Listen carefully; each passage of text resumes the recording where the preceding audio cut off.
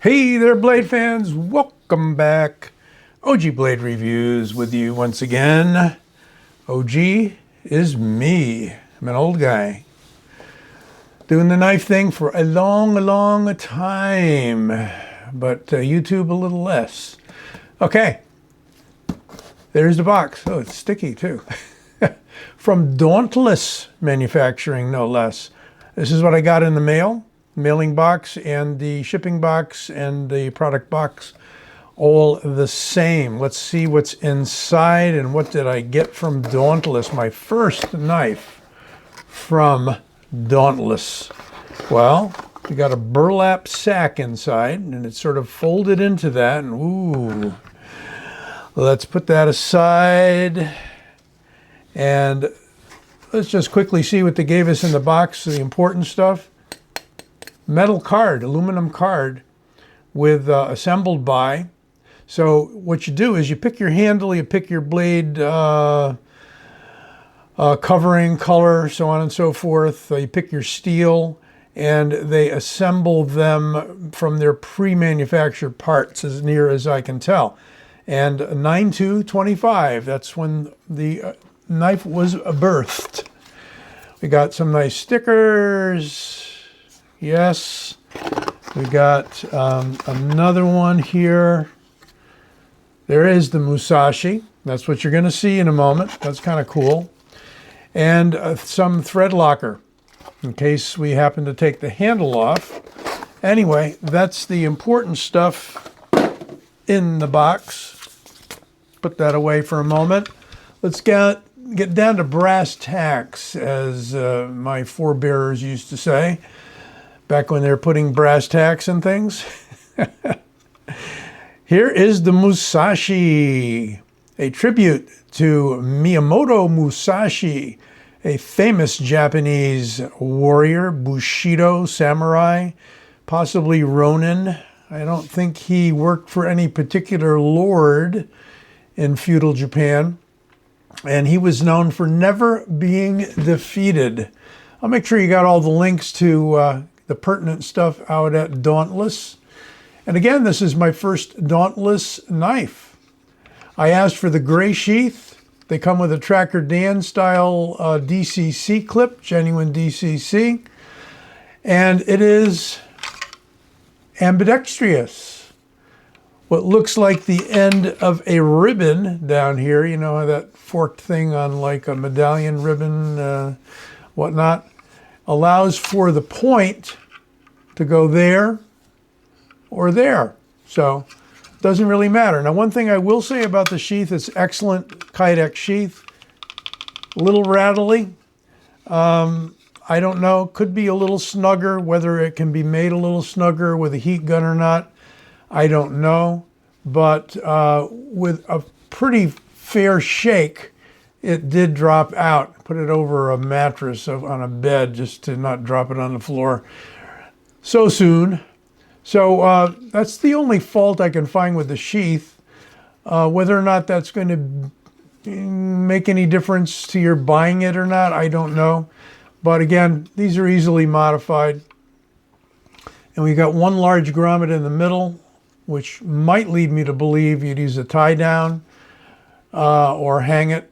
I wouldn't hang this from the neck. It's a little on the heavier side for a neck knife. But what do we have? We have a gray nitride finish, which actually becomes part of the steel. As opposed to something like Cerakote, it is not simply kind of a baked on or painted on finish. It bonds with the steel. And the steel in this case is CPM 3V. Their hardness is 60 to 61, I believe. And I think for 3V, that's appropriate. 3V seldom goes up. I mean, you can get it up to 63, 64, as I understand it, but it's seldom brought up that high because the inherent qualities of the steel make it very tough. And the edge holding is decent, okay? So you can do all your steel compares on your own. You know, steel names and numbers, they become like cards in your deck, and very few people get to really realize the properties of them. It's more about, oh, I got Magna Cut. What do you got? Oh, I got 3V. How about 440? Do I hear S30V, S35VN? You know, I think Metal Complex did something on that once, and yes, I agree with him. It's kind of ridiculous the way we hold to different steels and seldom really realize the virtues of those steels. Anyway, off my soapbox. We have an interesting swell in the middle there that you might be able to see. I chose ivory G10. I just thought it would be a cool fashion statement with the gray blade. You can get a black blade. You can get Magna Cut and a raw blade, maybe a satin, I'm not sure. But basically, you pick your combo from their drop-down menu at the site. And if it's available and in stock, you can add it to your order, and that's what I did. We have a completely encapsulated tang, so you don't see the tang, it's not exposed, and we see nothing but G10. Makes for a very comfortable knife.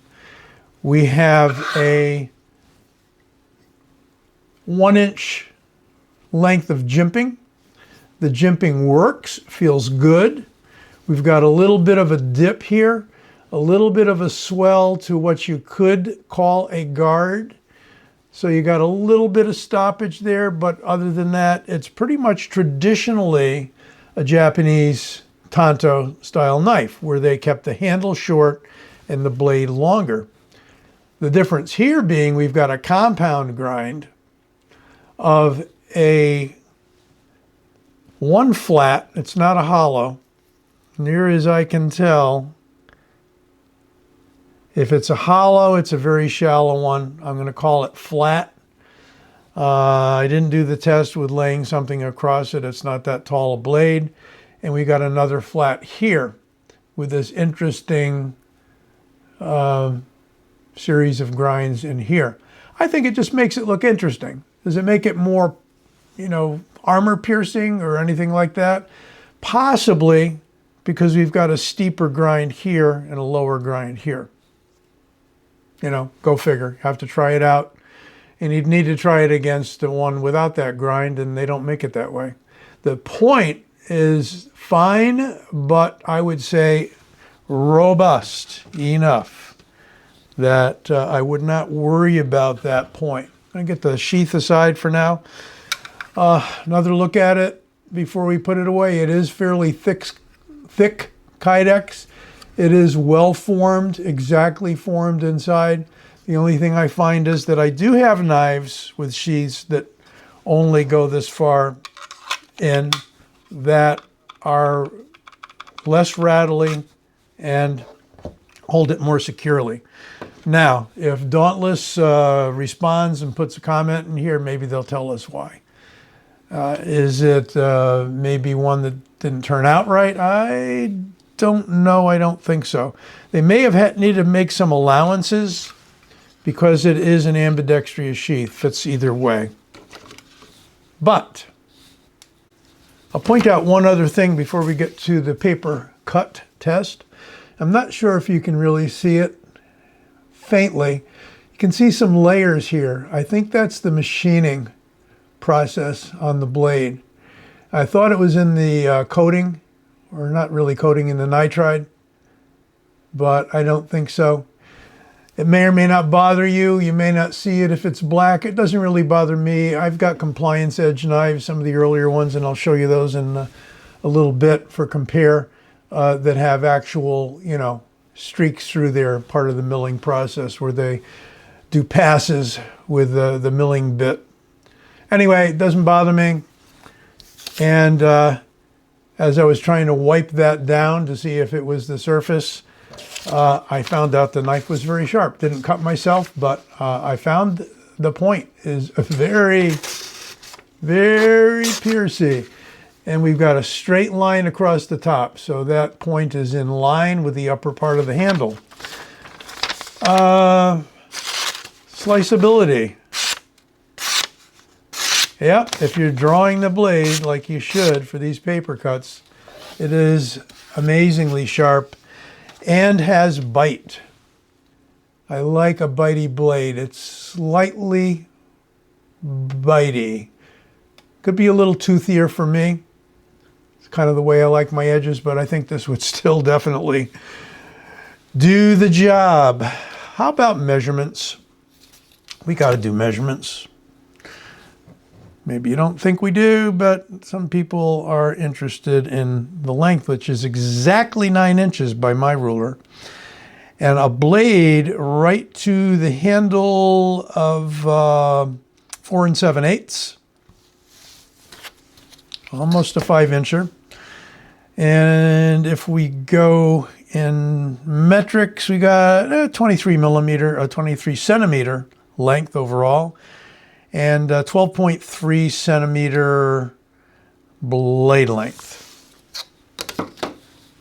I'm sorry, metric's still weird for me, but you know, many years of using us imperialists, you know.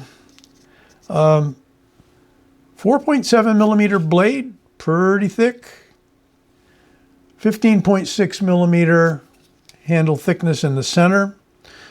That same handle in inches is 0.61 for a fixed blade of this size. That is nice. It's actually on the slim side.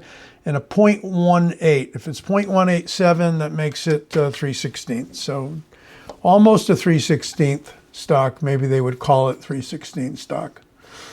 And oh yeah, we didn't get to the weight, did we? You're waiting for the weight. Got it. All right. So we're going to roll around once again to grams. And in grams we have 156.84. In ounces, 5.532. That's not bad for a fixed blade. And what if we added the sheath? Then we get 7.17. Kydex sheaths are never that heavy. You hardly know they're there. I mean, it's basically a little heavier than paper in my book. But I'm liking the look. I'm liking the feel. This combo works for me. I like it. Could it be a user? Absolutely. Would the handle, the white handle you're saying, get a little dirty in the outdoors? Yes. Could you clean it off? Most likely G10 being a little less porous, actually quite a bit less porous than, say, micarta. You know, micarta would stain potentially, but white G10, I guess that's to be seen. We have a center Torx. I haven't checked to see what that is. There's one on each side. If you took this off, this is not a slip-on handle. I thought perhaps it might be a slip-on handle. You can see an itty-bitty little gap right there. So for you perfectionists, you may be sending it back. Me, don't really care. Could you get a little dirt in there? Yes, you could. Now, I'm not sure what would happen if I remove the screw. I haven't tried it. Probably should. Whether the lanyard tube here would stop you from taking them off or not, I don't know. It looks like it possibly wouldn't. I'm not really sure how that's set up underneath. But I would imagine, since they use different handles and they assemble this guy, maybe they press that in at the end and you can't take the handles off. Maybe one day I'll find out. But this handle is almost neutral, but not really. We got a little bit of a belly down there. We've got a little slight curve up here. So although the guard is ambi and will fit in the sheath either way, the handle's not quite ambi, but that doesn't mean that it isn't extremely comfortable in the point down edge in, should you want to go that way. Let's do some compares as I promised. Well, how about a budgety option? And by the way, this is a bit over 3, but they had a summer 15 discount, took 15% off, so dropped it significantly below 2. Here is the Savivi Tamashii designed by Bob Terzuola. I have to pronounce his name correctly. And almost as long as the Musashi, handle a bit longer. And this is a D2 blade. And it's also a very comfortable knife. A little slimmer handle. All right. So you don't really feel like you're grabbing onto as much as the Musashi. And it is a somewhat slick handle, a bit bead blasted, not shiny, but slick. But you've got some jimping here and here. And this is his own Tanto style design. Jumping to Compliance Edge. This is their copperhead. And as I was saying, here's those mill marks. Can you see it? Maybe you can't see it. Yeah, they're very fine and they're vertical.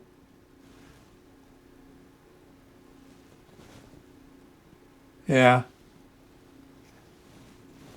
I mean, they're fine enough to where you may not notice them, but they're running vertically this way up the blade. This is the copperhead. It's their take on a Tanto. Got this one, obviously, in Ultim and with a clear Kydex sheath.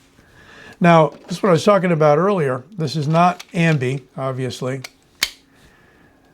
That's grabbing about the same amount as the Musashi in terms of the Kydex sheath, but zero rattle, and we got to push off. So if I could make a recommendation to Dauntless, I would say take another look at your sheath and see if you can get something going like this with a push off and with a much firmer grab.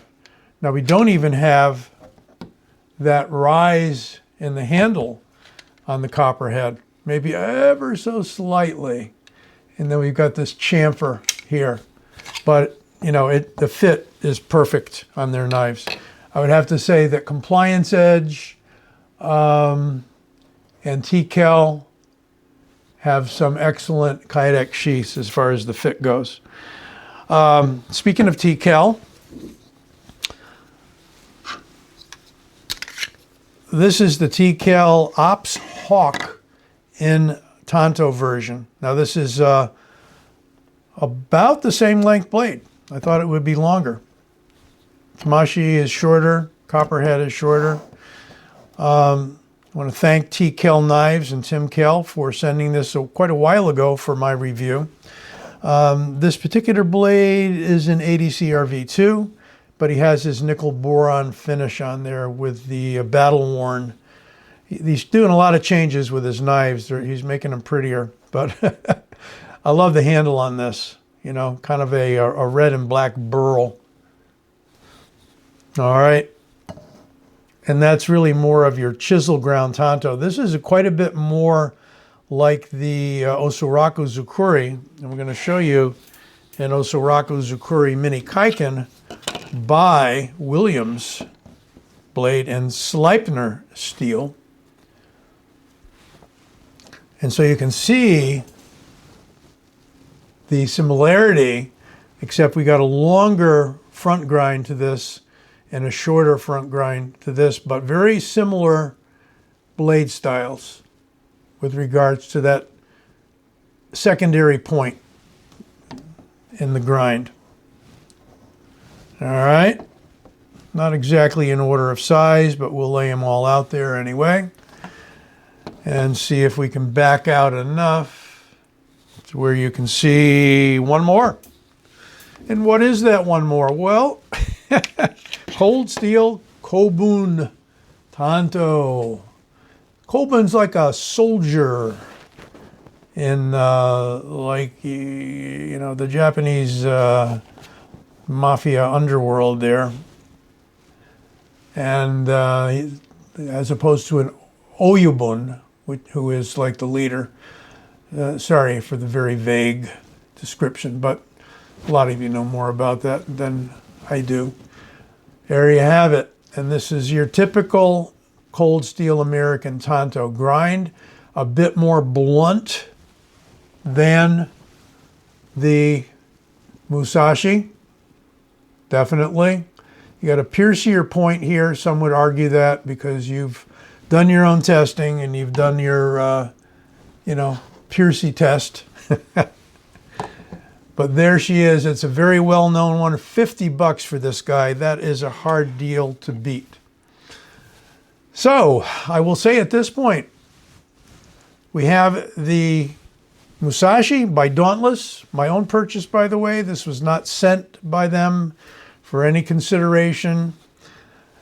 Wanted it, selected the materials, purchased it, and I like it. It's a keeper. Hope you enjoyed the review. Right about now, there's my logo. Click on it if you haven't subscribed, like I always say. And you guys be well. Take care. Stay safe.